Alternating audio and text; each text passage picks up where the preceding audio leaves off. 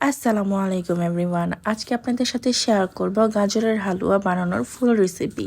So এখানে আমি 3 কেজির মতো গাজর ভালো মতো গ্রেট করে নিয়েছি। এরপরে বড় একটা প্যান নিয়ে প্যানের মধ্যে ঘি দিয়ে দিলাম।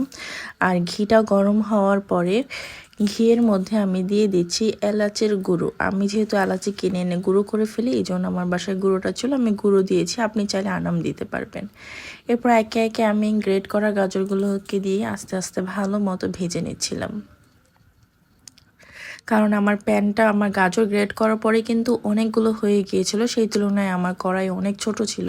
মানে এর চেয়ে বড় কড়াই আসলে আমার বাসায় নেই, এটা অনেক বড় কড়াই, তারপরেও জায়গা হচ্ছিল না। কিন্তু কিছুক্ষণ ভাজার পরে যখন নাকি একটু সেদ্ধ হয়ে আসবে তখন কিন্তু আস্তে আস্তে কমে যাবে। সো দেখেন, এর পর্যায়ে আমি দুধ দিয়ে দিয়েছি, প্রায় 1 কেজির মতো দুধ জাল করে আমি ওইটাকে একটু ঘন করে নিয়েছি। এখন আমি দুধটা দিয়ে গাজরটাকে ভালো মতো ঢেকে রেখে দিব, যেন গাজরটা ভালো মতো সিদ্ধ হতে পারে। সো এই পর্যায়ে আমরা গাজরটাকে ভালো মতো দুধ, মানে আমি কিছুক্ষণ তেলে ভাজার পরে অলরেডি দেখতেই পাচ্ছেন যে গাজর কিন্তু অনেকখানি কমে এসেছে। এরপর আমি দুধ দিয়ে যখন সিদ্ধ করছি, এটা আস্তে আস্তে আরও কমে যাবে। সো এইভাবে দুধটা দিয়ে আমরা এটাকে ঢেকে রেখে দিব কিছুক্ষণ। ভালো মতো নেড়ে চেড়ে দুধটাকে মিক্স করে দিতে হবে। বেশ কিছুক্ষণ জাল হওয়ার পরে যখন পানিটা একটু শুকিয়ে আসবে, তখন আস্তে আস্তে আমরা ভালো মতো নাড়াচাড়া দিয়ে নিব, যেন নিচে লেগে না যায়।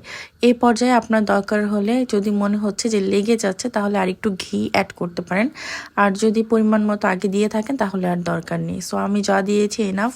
আমি ভাজার সাথে সাথে আমার কিন্তু তেল বের হচ্ছিল। এরপরে দেখেন, আমি এখন চিনি দিয়ে দিলাম। চিনিটা দিয়ে কিছুক্ষণ নাড়াচাড়া করার পরে কিন্তু পানি উঠবে, কারণ চিনি গলার পরে আমাদের গাজরের হালুয়া কিন্তু এখন মনে হচ্ছে যে আরও কমে অল্প একটু হয়ে যাচ্ছে। সো এই যে আমি নাড়াচাড়ার উপরেই রেখেছি চুলাটাকে, এই পানি উঠে কিন্তু ভরে গিয়েছে। সো চুলাটাকে আমি মোটামুটি মিডিয়াম জালে রেখে এটাকে ভালো মতো নাড়াচাড়া করে পানিটাকে শুকিয়ে নিচ্ছিলাম। আর আপনারা যদি মিষ্টি খাবারে লবণ পছন্দ করেন, অল্প একটু লবণ অ্যাড করতে পারেন, যেমনটা আমি করেছি। আমি একটুখানি লবণ দিই, খুব বেশি না। সো একটুখানি লবণ দিয়ে তারপরে ভালো মতো আরও নেড়ে চেড়ে এটাকে ভাজা ভাজা করে নিচ্ছিলাম। এই পর্যায়ে দেখেন, আমার গাজরের হালুয়া কিন্তু একদম রেডি হয়ে গিয়েছে। সো এখন লাস্টে কিছু কাজ বাকি আছে আমার। দেখেন কি সুন্দর ঝরঝরে গাজরের হালুয়া অলরেডি তৈরি হয়ে গিয়েছে। আমি একটু অসুস্থ, আমার ঠান্ডা লেগেছে, জ্বর, এই জন্য আমার ভয়েসটা অন্যরকম আসছে। আপনারা আশা করি বুঝে নেবেন ব্যাপারটা। সো এখন আমি এটার মধ্যে অ্যাড করে দিচ্ছি গুঁড়া দুধ। যেহেতু আমার হাতের কাছে মাওয়া নেই, আপনাদের হাতের কাছে মাওয়া থাকলে আপনারা মাওয়া দিতে পারেন। যদি আপনার হাতের কাছে মাওয়া না থাকে, এইভাবে সুন্দর করে বেশি করে 1 কাপ পরিমাণ গুঁড়া দুধ দিয়ে দিবেন। সো গুঁড়া দুধ দেওয়ার পর আমি চুলাটা অফ করে দিলাম। এখন আর দরকার নেই, কারণ এটা পুরোপুরি রেডি এখন। সো গুঁড়া দুধ দিয়ে ভালো মতো নেড়ে চেড়ে দেওয়ার পর এটা একদম হুবহু মনে হচ্ছে মাওয়া দেওয়া, মাওয়ার মতোই মনে হচ্ছে।